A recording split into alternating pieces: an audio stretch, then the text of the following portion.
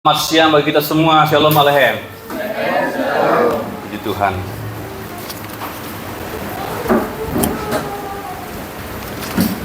Hari belakangan ini saya banyak merenungkan karakteristik satu jenis burung, namanya Raja Wali. Dalam bahasa umum itu elang, dalam terjemahan lama Alkitab kita itu disebut burung nasar. Raja Wali adalah burung yang sangat banyak dinotis di dalam Alkitab. Raja Wali sangat banyak dipakai juga sebagai simbol atau lambang, baik di dalam Alkitab maupun di luar Alkitab. Dan orang percaya sering Tuhan sebut sebagai Raja Wali. Umat Tuhan sering disebut sebagai Raja Wali, seperti Raja Wali, seumpama Raja Wali. Maka pada kesempatan ini coba kita lihat seperti apa burung Raja Wali ini, sehingga kita mendapat pelajaran yang kita butuhkan untuk menjalani hidup ini.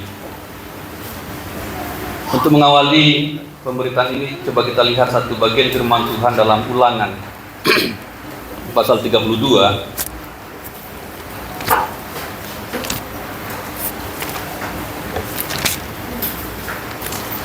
ayat 11 dan 12, Bapak Ibu, Saudara. Ulangan 32 ayat 11 sampai 12. Hanya 2 ayat, kita akan baca bersama-sama saja. Dalam hitungan yang ketiga saya pandu dan kita baca bersama-sama dengan suara yang terbaik.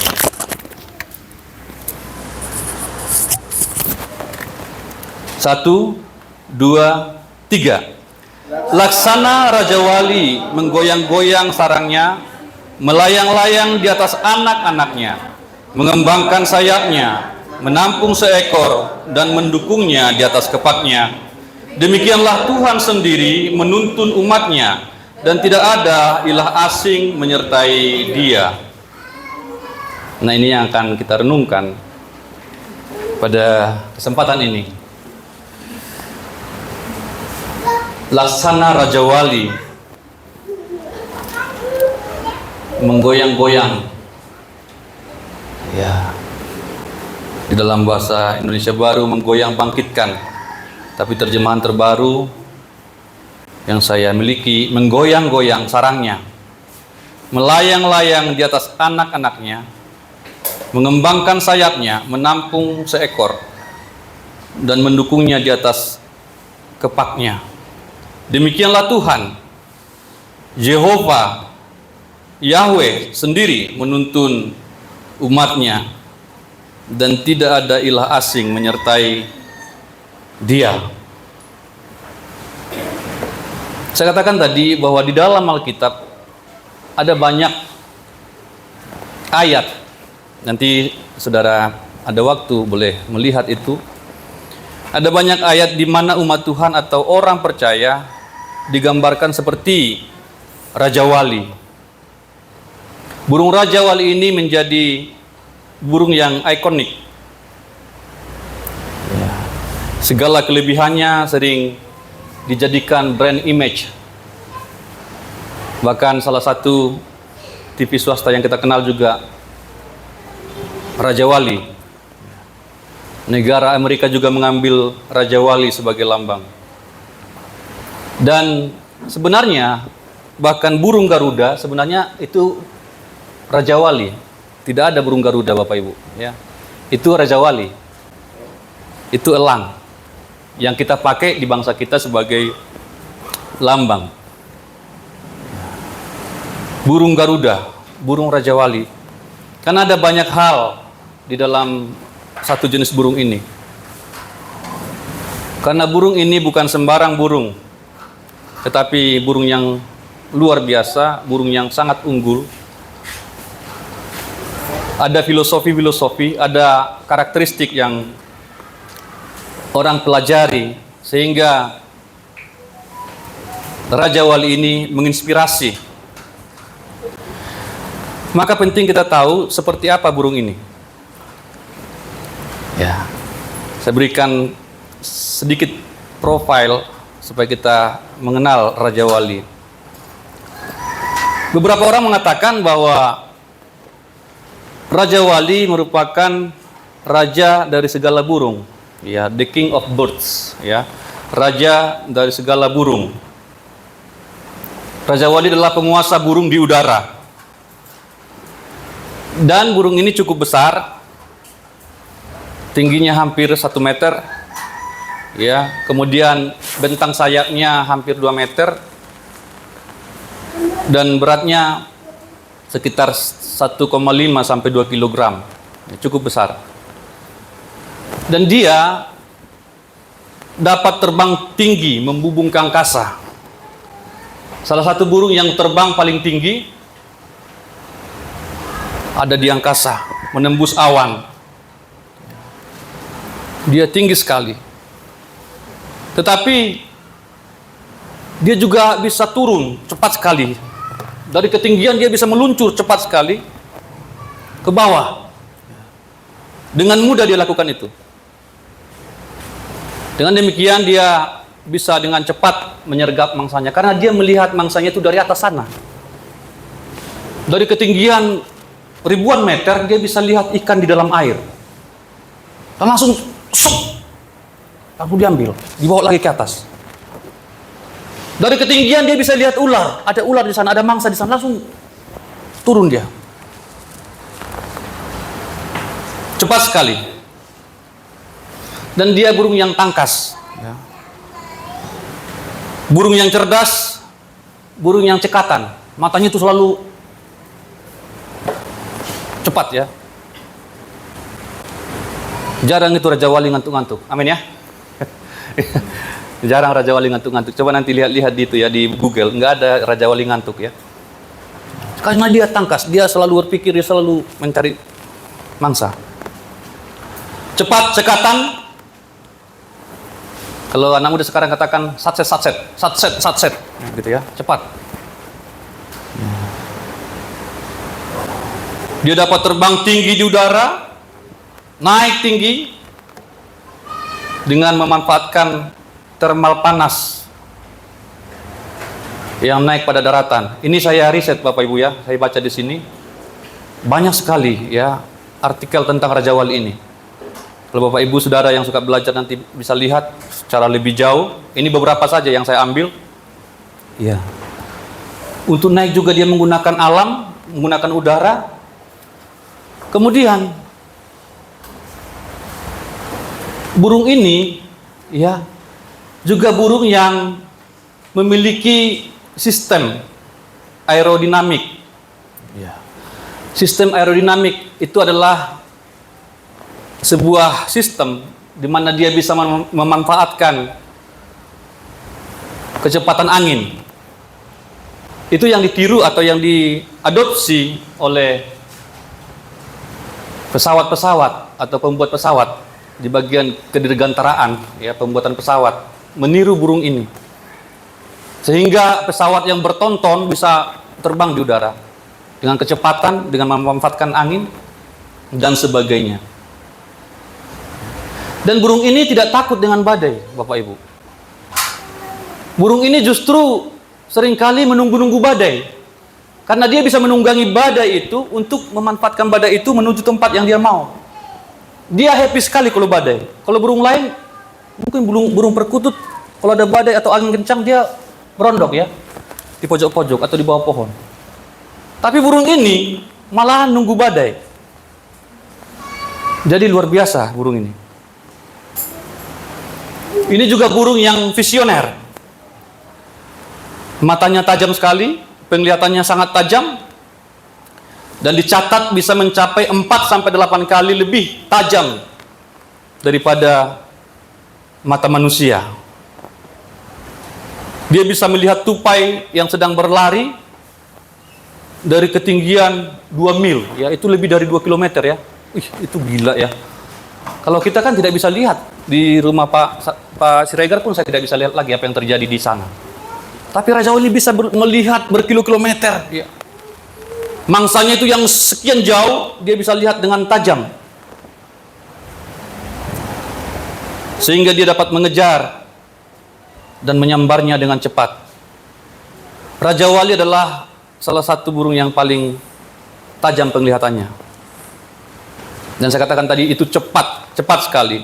Dari ketinggian dia langsung terjun, meluncur. Dan ketika dia menarget satu mangsa, jarang sekali bisa lolos ya. Mangsanya jarang sekali bisa lolos dari sergapan Raja Wali. Namun ada satu hal lagi Bapak Ibu yang membuat saya kagum dengan Raja Wali ini, yaitu dia mampu bertransformasi. Dia memang burung yang kuat, tetapi dikatakan ketika dia berusia di 40 tahun, Raja Wali ini sudah mulai melemah. Paruhnya tadi yang tajam tadi sudah mulai bengkok ya, sampai hampir ke lehernya ya. Sudah mulai bengkok paruhnya. Cakar kakinya yang nangkap ikan tadi sudah mulai juga tidak tajam. Kemudian bulunya menebal. Tetapi ini yang menarik Bapak Ibu Saudara. Pada posisi seperti itu, pada waktu seperti itu, Raja Wali memiliki cara yang sangat unik untuk membaharui kekuatannya. Makanya dikatakan dalam kitab Yesaya,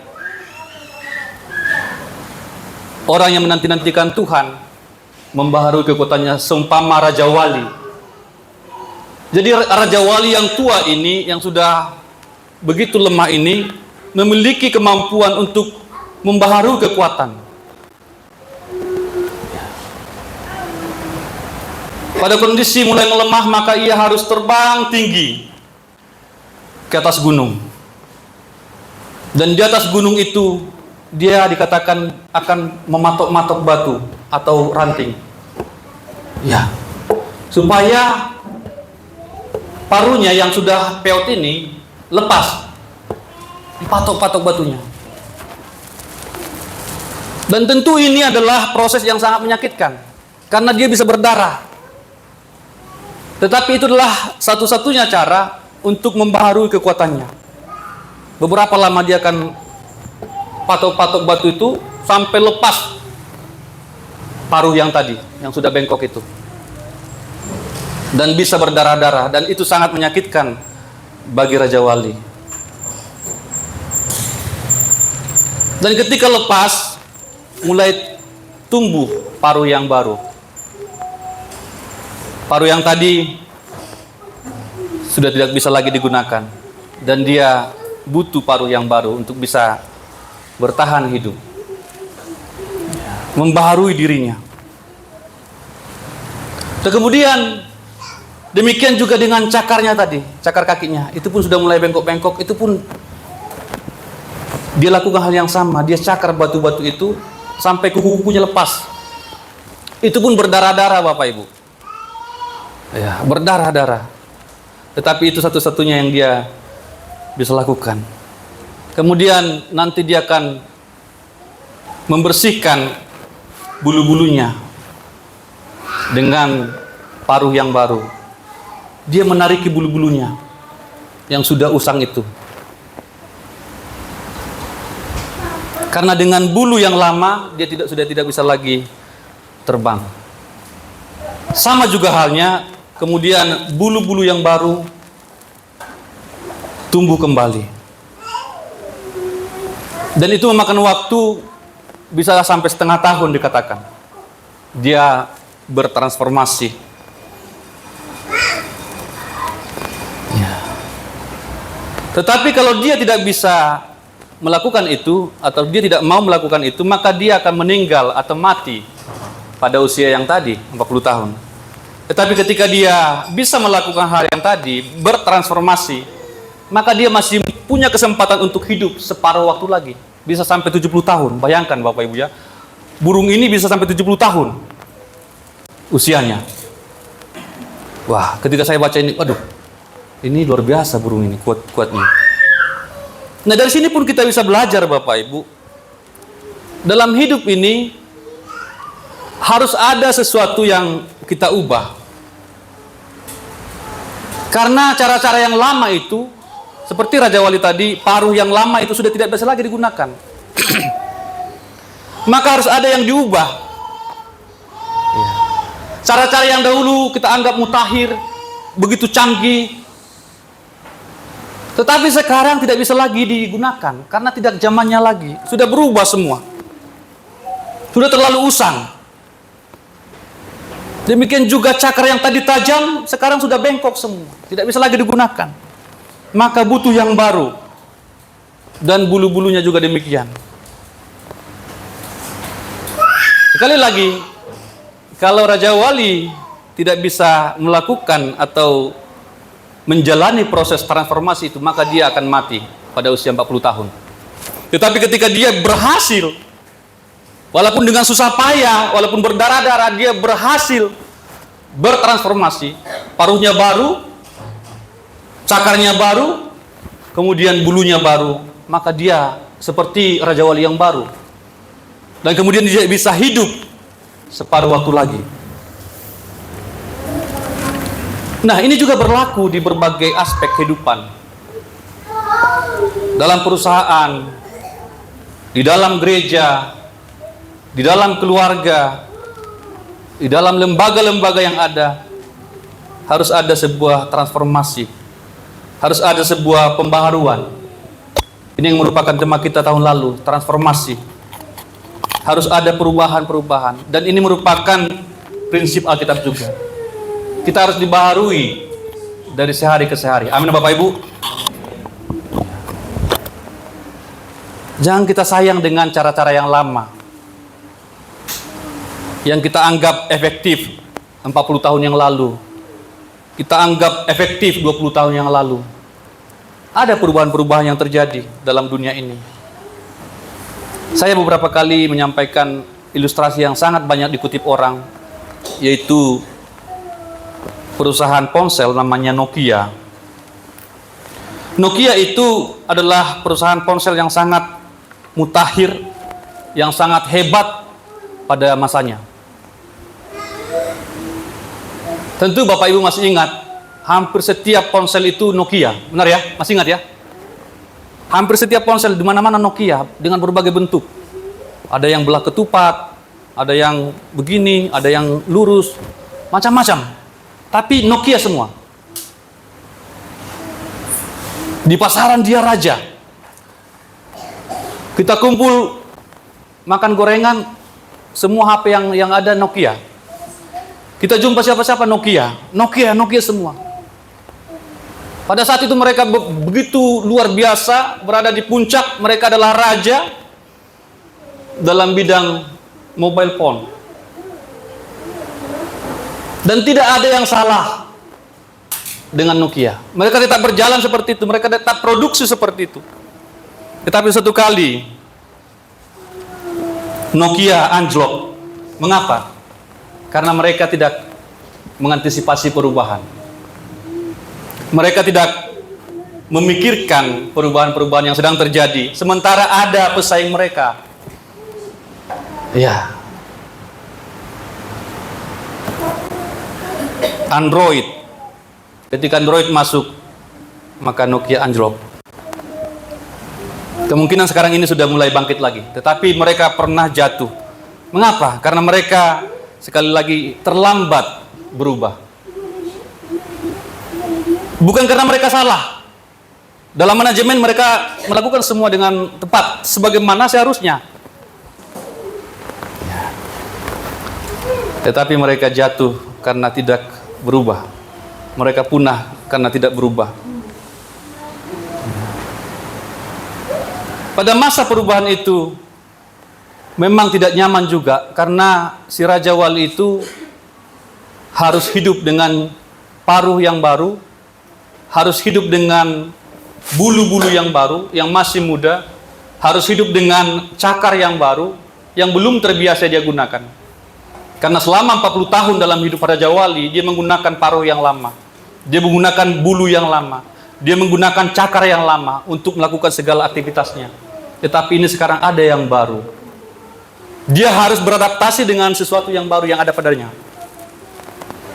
Tetapi ketika dia berjalan terus, dia kembali menjadi Raja Wali yang luar biasa. Dan saya katakan tadi, dia bisa menjalani hidupnya 30 tahun berikutnya. Sampai mencapai 70 tahun baru dia meninggal atau mati.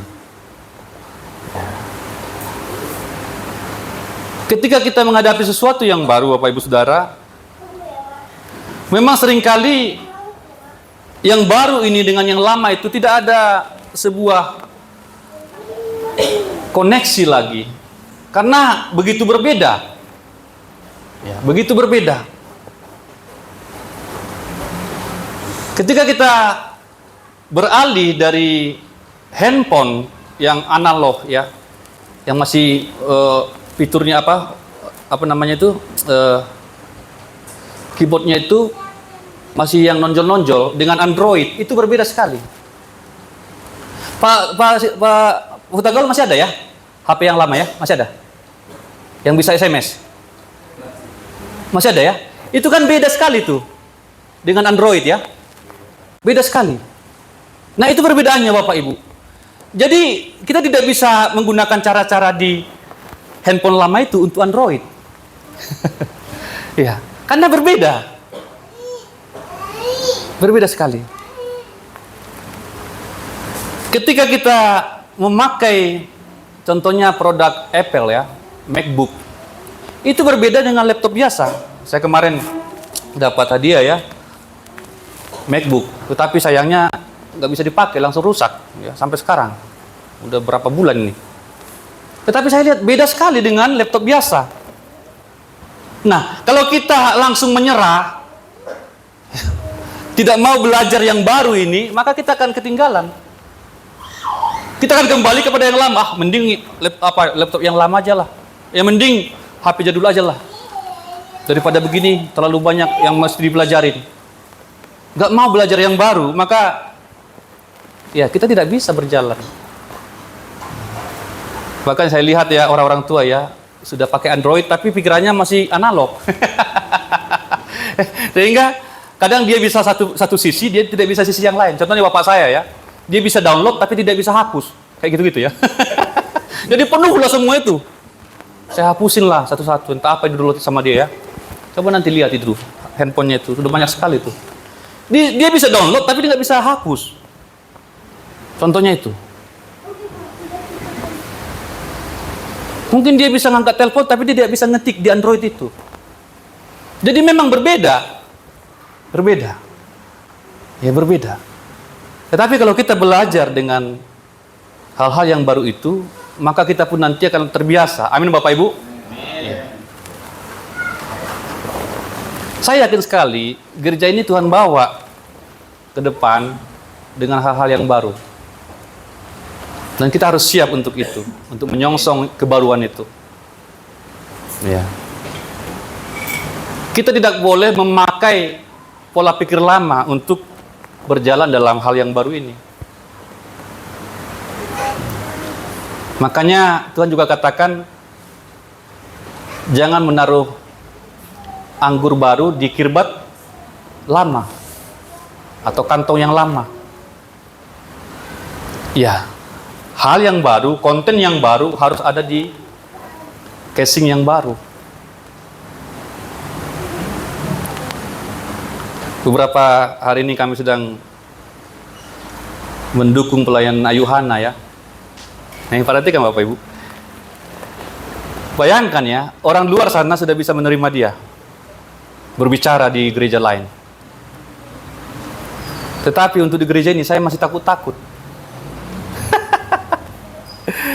Ada banyak hal pertanyaan anak-anak muda ini yang saya tidak bisa jawab. Seperti Alex itu, ya mana Alex? Ada ya? Emangnya kenapa kalau wanita yang berbicara? Ya kan? Kan banyak nabi-nabi wanita juga. Gak bisa jawab saya. Ya kan? Jawaban saya ya normatif tadi. Peraturan GPT begitu. Tetapi tadi malam kami kembali mengikuti pelayanan Ayuhana. sudah diberikan kesempatan berbicara di Philadelphia, GPT Philadelphia. Ya. Jadi ke depan ini ada sesuatu yang baru, Bapak Ibu. Kalau nanti Yohana kita berikan panggung di sini untuk berbicara, apakah kita bisa terima? Ya. Sementara Tuhan menaruh sesuatu dalam hatinya untuk menyampaikan pesan Tuhan yang dia gumuli. Apakah kita jemaat ini masih berpikir seperti itu? Kalau masalah sanksi segala macam, yang tanyakan Alex, saya siap menanggungnya. Kalau saya dipanggil oleh GPT untuk mempertanggungjawabkan itu, saya siap. Tetapi yang saya pikirkan adalah bagaimana penerimaan Bapak Gembala, bagaimana jemaat-jemaat yang lama. Kalau kami anak muda, aman ya, anak muda ya, aman ya? Aman. Aman. Hah? Nah ini perlu ngopi, ada Benny di sana, ada Benny di sana. Kalau pikiran GPT lama, apa itu anak cewek khotbah? Apa itu? Lu. Memang nggak bisa Bapak Ibu, nggak bisa. Nggak bisa saudara memakai MacBook tadi, itu mahal ya. Tapi pikiran saudara masih Lenovo. Tahu Lenovo? Nggak nyambung. Kalau sekali lagi selalu mempertanggungjawabkan keputusan itu, ya saya siap. Bahkan mau dipecat juga.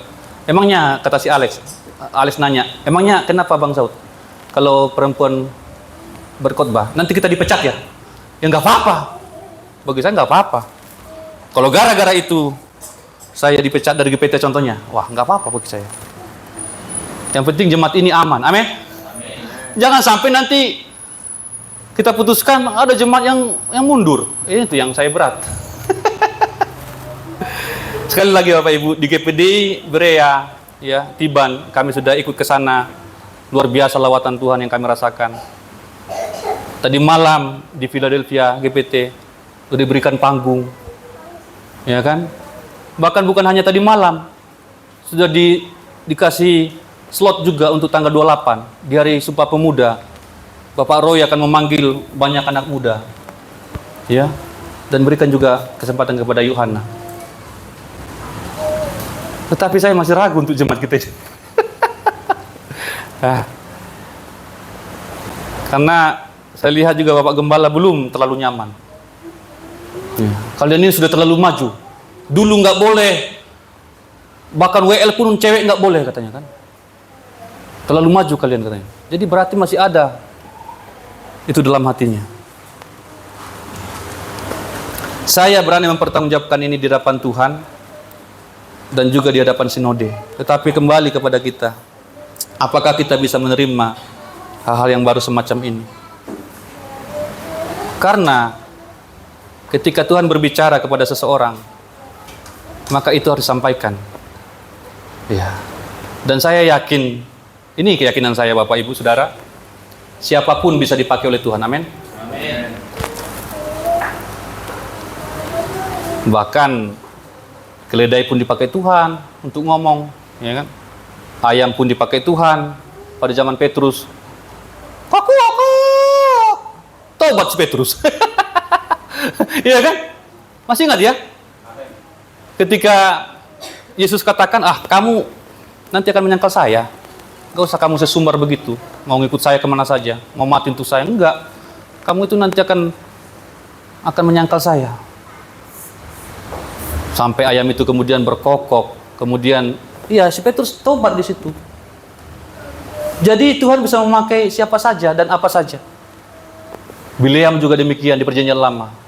Ketika Bileam itu tidak mau, ketika keledai itu tidak mau berjalan, karena keledai itu melihat ada pasukan di depan, dia mutar. Bileam marah sama keledai. Ternyata itu adalah teguran Tuhan supaya si Bileam jangan menempuh jalan yang salah.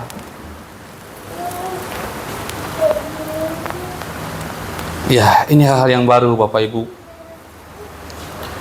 Dan kita harus siap untuk sesuatu yang baru. Amin.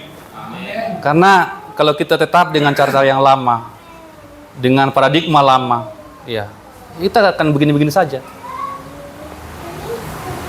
Saya selalu yakin Tuhan sedang membawa kita kepada hal-hal yang baru. Tetapi kita harus siap. Kita harus siap ditegur, kita harus siap diberkati, kita harus siap untuk taat kepada Tuhan. Ini Raja Wali.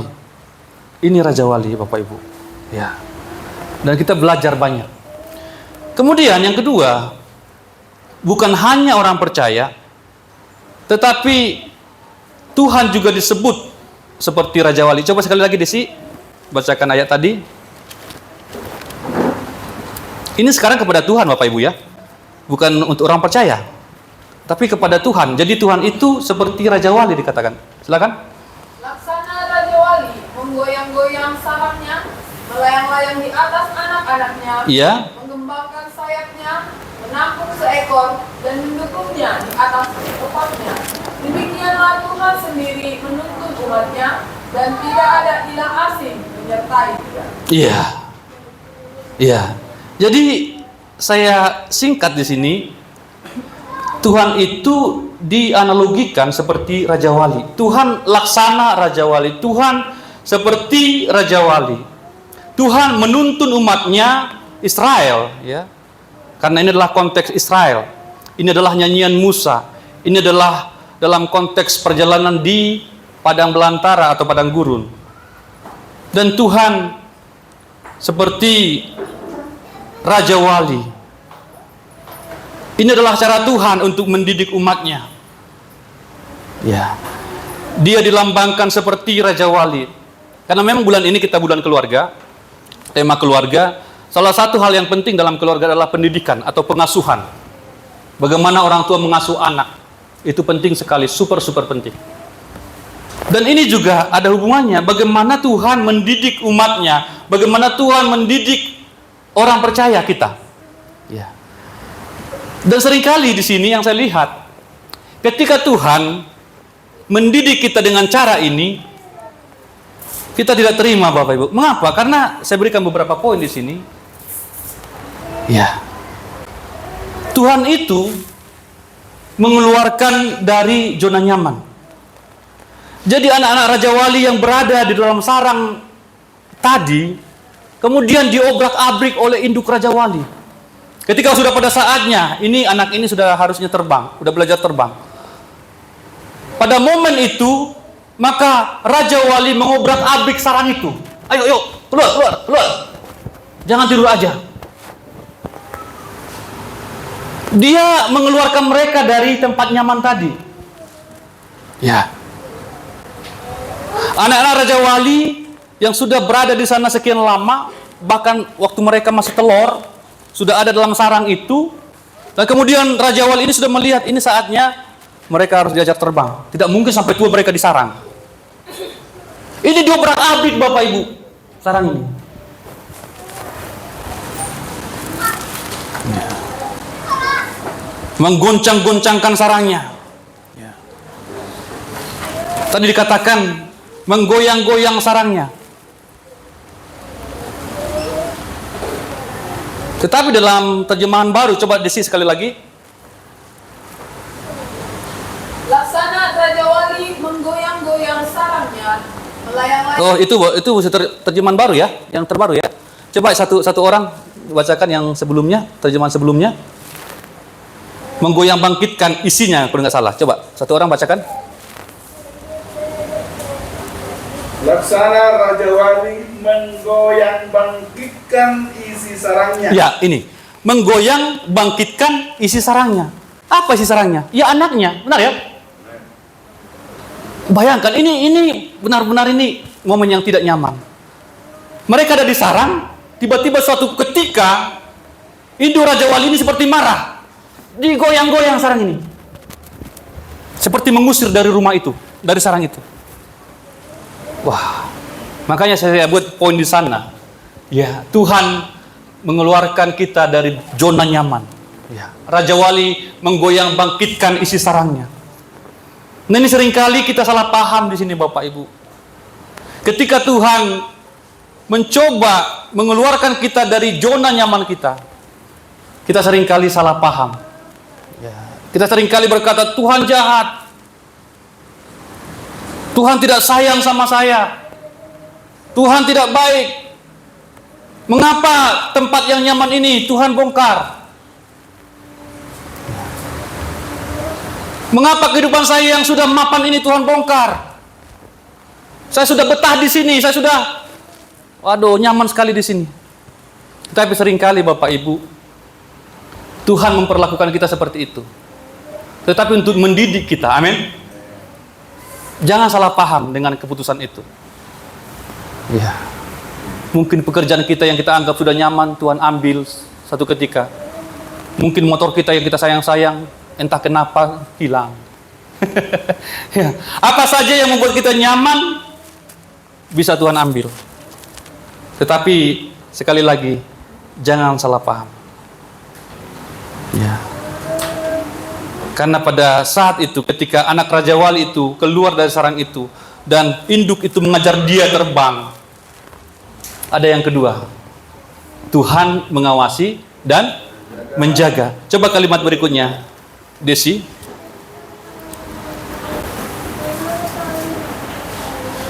Setelah sarangnya tadi, melayang-layang di atas anak-anaknya, iya, mengembangkan sayapnya, menampung seekor. iya. Sampai sini dulu, sampai dulu. Melayang-layang di atas anak-anaknya. Jadi ketika Raja Wali itu membongkar bangkir sarang tadi, membongkar bangkir tempat yang nyaman itu, sehingga anak-anak itu keluar dari sarang itu. Karena Raja Wali ini biasanya bersarang di puncak gunung, Bapak Ibu. Jadi itu menjadi medan tempat mereka berlatih. Anak-anak Raja Wali itu berlatih untuk terbang. Tetapi jangan lupa Bapak Ibu, bahwa Raja Wali itu akan melayang-layang, akan mengawasi anak-anak ini. Ya. Akan mengawasi anak-anak ini dan menjaga. Setelah sarangnya dibongkar, tentu anak-anaknya akan berhamburan, anak-anaknya akan kacau, anak-anaknya mulai berterbangan. Ya, mungkin ada 3 ekor anaknya, anak si Raja Wali. Tetapi si Raja Wali itu tidak akan meninggalkan mereka. Si Raja Wali ini akan menjaga mereka, akan melindungi mereka. Ya. Pada saat anak-anaknya terbang, induk Raja Wali melayang-layang di atas anak-anak. Jadi anak-anak ini di bawah, gini-gini ya. Dia tetap di atas. Demikian Tuhan Bapak Ibu. Ketika Tuhan mengambil zona nyaman kita atau mengeluarkan kita dari zona nyaman, jangan lupa Tuhan tetap mengawasi dan Tuhan tetap menjaga. Amin. Jangan langsung putus asa. Oh, kiamat lah ini. Pekerjaan saya sudah diambil. Tidak Bapak Ibu. Tidak. Tuhan mengawasi dan Tuhan menjaga.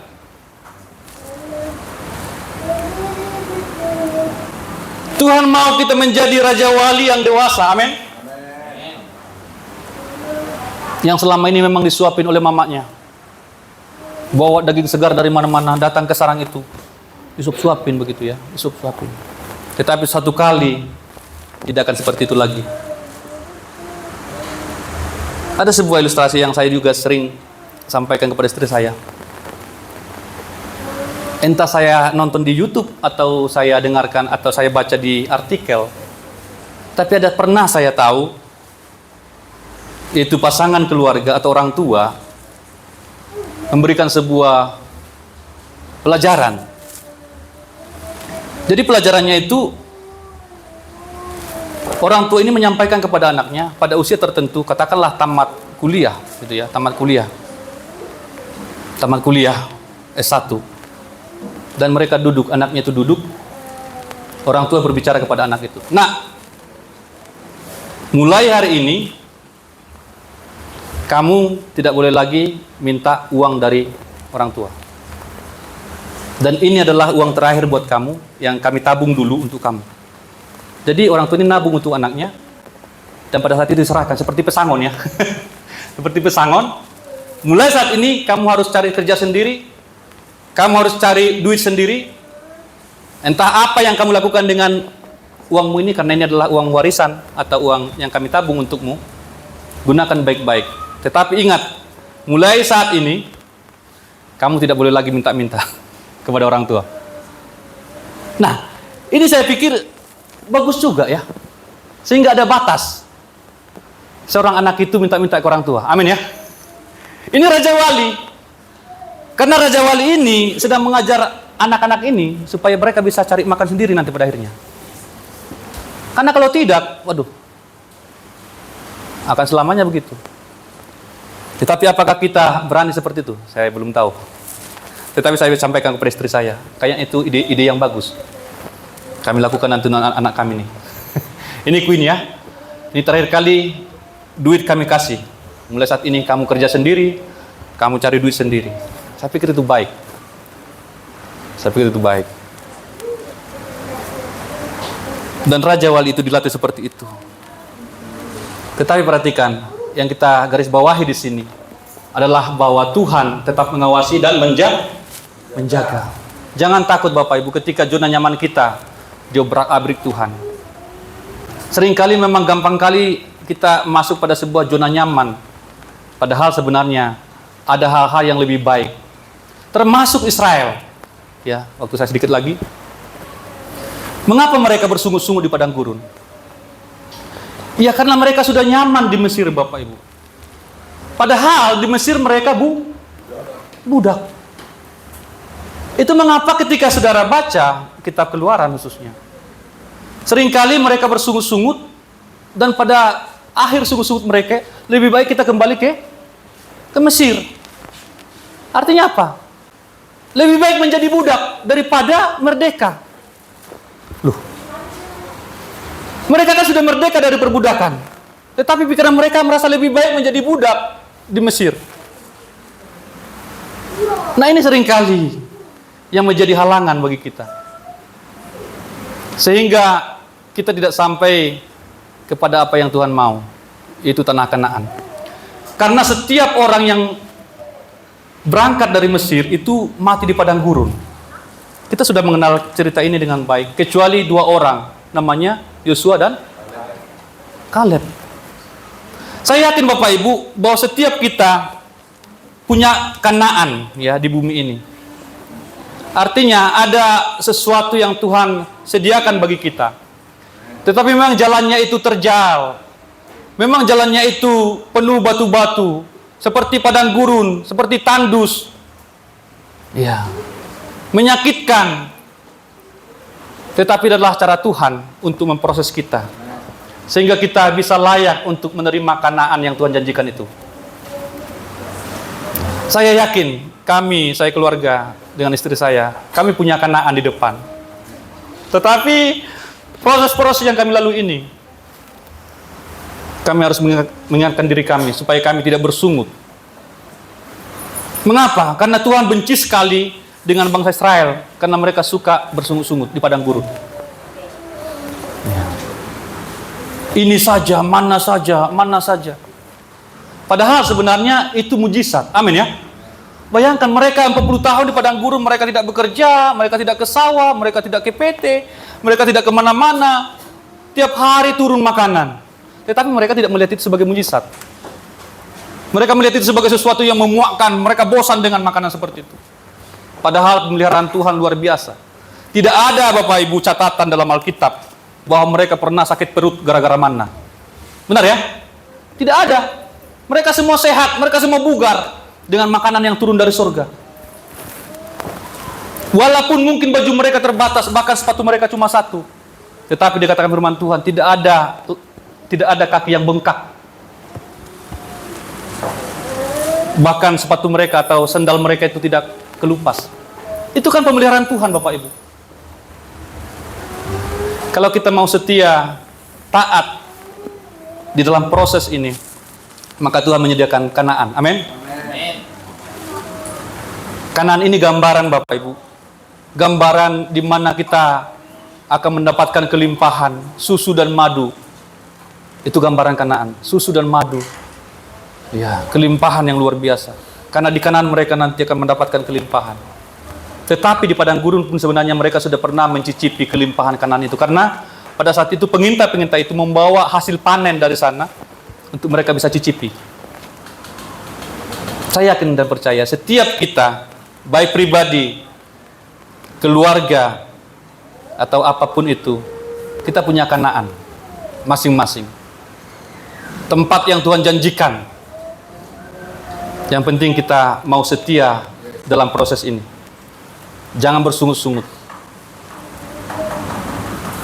Salah satu yang buat saya bahagia sekali dengan istri saya ini jarang bersungut kepada saya. Ya, dia terima saja. Itu baik sekali. Karena seringkali laki-laki juga rusak gara-gara perempuan. Papi ini apa nih papi ini? Gak bisa beli TV baru kah? Iya kan? Itu loh tetangga itu, suami tetangga itu sudah beli TV baru kah? Yang besar. Iya kan? Bolak-balik istrinya ngomong begitu kepada suaminya. Suaminya pun bisa stres, bahkan dia bisa melakukan hal yang jahat untuk memenuhi istrinya. Korupsilah suaminya. Benar ya? Untuk memenuhi keinginan istrinya. Korupsilah pauta gaul akhirnya. Ya bahaya loh mulut perempuan ini. Ya kan? Karena tiap hari dibanding-bandingkan lagi dengan orang lain. Waduh. Puji Tuhan lah buat bapak-bapak yang istrinya tidak mengeluh. Amin. Yang mau menjalani proses dengan baik. Karena suatu saat kita akan sampai di tanah Kanaan kita masing-masing.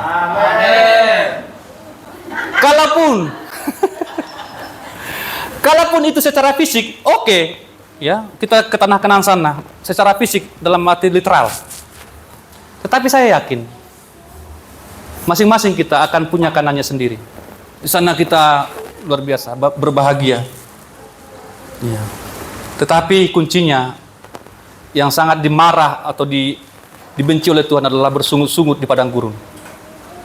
Karena padang gurun itu menjadi kuburan bagi orang yang bersungut-sungut. Amin. Sebentar lagi Bapak Ibu kita akan tiba, gereja ini akan tiba di tanah Kanaannya. Amin. Tapi jangan terlalu banyak bersungut. Ini juga yang diajarkan Ayuhana dalam persekutuan kemarin. Suka sekali mengeluh. Ya. Jadi ingat itu, karena Tuhan menjaga kita. Yang penting kan kita sehat ya. Amin ya. Sampai di tanah Kanaan nanti kita sehat. Tidak ada yang sakit gara-gara makan mana. Nggak ada yang sakit yang dicatat dalam Alkitab. Semua mereka sehat. Tetapi mereka tidak puas dengan penyediaan Tuhan. Mereka tidak puas dengan mana itu. Bayangkan Bapak Ibu, berapa banyak mana yang Tuhan sediakan setiap hari. Coba kita yang menanggung logistiknya itu, bangsa Israel itu. Kalau hitungan kami dalam pelajaran waktu itu bisa 2 jutaan orang. Siapa yang sanggup memberikan makan 2 juta orang setiap hari? Wah, siapa yang sanggup? Tapi tiap hari Tuhan turunkan mana itu. Tuhan pelihara kita dengan caranya Tuhan, amin. Walaupun itu tempe, tahu, kita tetap harus bersyukur untuk itu. Buktinya kita tetap gemuk-gemuk, amin ya. Yes. Tadi kemarin juga saya ngomong dengan Pak Panggabean. Minimal katanya 3 kali seminggu bakar-bakar. Aduh. Tidak habis lagi. Mas tugas-tugas dan menghabis son. Kau lah yang habisin. Kau lah, udah kenyang aku. Kenapa tidak panggil saya bilang kan? Iya, kalau udah begitu kondisinya. Padahal dekat ini. Pak Saud, langsung datang saya turun, sap. Ini udah kenyang. Gak mau habisin lagi. Udahlah, dorong-dorongan begitu. Kamu yang habisin. Enggak lah, udah kenyang. Kamu panggil lah Pak Huta Gaul. Amin ya. Pasti datang. Secepat cahaya. Datang itu. Dan terakhir Bapak Ibu, ini juga berkat bagi kita. Meskipun Tuhan perlakukan kita seperti Raja Wali memperlakukan anaknya. Ini yang penting, yang terakhir. Tuhan pasti menolong dan menopang. Amin. Ya, satu lagi Desi, bagian terakhir itu. Haleluya. Mengembangkan sayapnya, menampung seekor dan mendukungnya di atas tempatnya. Iya. Raja Wali itu akan mengembangkan sayapnya yang lebar tadi, hampir 2 meter itu. Jadi kalau hanya tiga anak, ya 3 bayi Raja Wali masih sanggup di situ.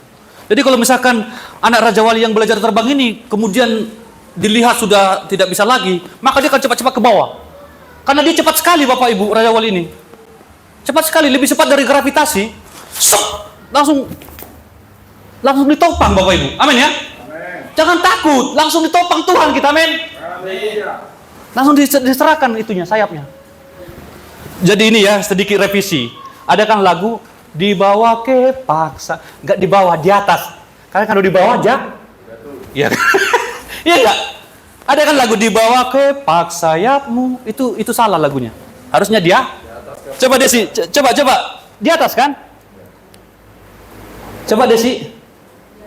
Melayang-layang di atas anak-anaknya, Ya. mengembangkan sayapnya, menampung seekor dan mendukungnya di atas kepala. Iya, di atas Bapak Ibu ya, bukan di bawah. Kalau di bawah ke tiang jatuh anak itu. Dia memberikan sayapnya. Ayo, di sini. Kalau di tempat lain atau di ayat lain, Tuhan menggendong kalau tidak sanggup lagi Tuhan gendong. Yang penting kita benar-benar dengan Tuhan. Amin. Tuhan menyertai itu. Ya. Tuhan menolong. Jadi bukan hanya melihat, ketika dilihat anaknya, udah mulai jatuh ini anak ini. Udah mulai jatuh ini. Oh, ketawa-ketawa dia. Tidak Bapak Ibu. Dia topang, sup. Nggak sanggup lagi dia. Gini-gini dia kan. Nggak sanggup lagi potogolin. Supaya dia jangan jatuh. Itu Raja Wali Bapak Ibu. Ya. Sehingga anak itu tidak mengalami celaka. Ya. Yakinlah Bapak Ibu, ketika Tuhan mendidik kita, Tuhan akan menjaga kita dan Tuhan akan menolong kita dan menopang kita sampai kita benar-benar terdidik dengan baik. Amin. Ya. Raja Wali. Raja Wali. Dan dia akan mendukung kita. Ya, ketika Raja Wali itu sudah melihat anak itu sudah capek sekali, latihan seharian, latihan terbang seharian Bapak Ibu ya, capek dia kan, dia dibawa nanti. Ya, yakinlah Bapak Ibu Saudara, Tuhan tidak pernah mencelakakan anak-anaknya. Amin. Tidak pernah. Maka kita akan mengakhiri di sini. Ini menjadi kerinduan kita bersama-sama supaya kita memiliki mentalitas Raja Wali ini. Raja Wali ini juga saya baca ya, banyak sekali nanti Bapak Ibu Saudara bisa cari ini. Raja Wali ini juga makanannya juga yang segar-segar Bapak Ibu ya. Dia tidak mau buat stok makanan. Yang segar-segar. Kalau dia mau makan apa hari ini ya? Kelinci dulu. Gitu dia. Kemarin kan udah ular ya.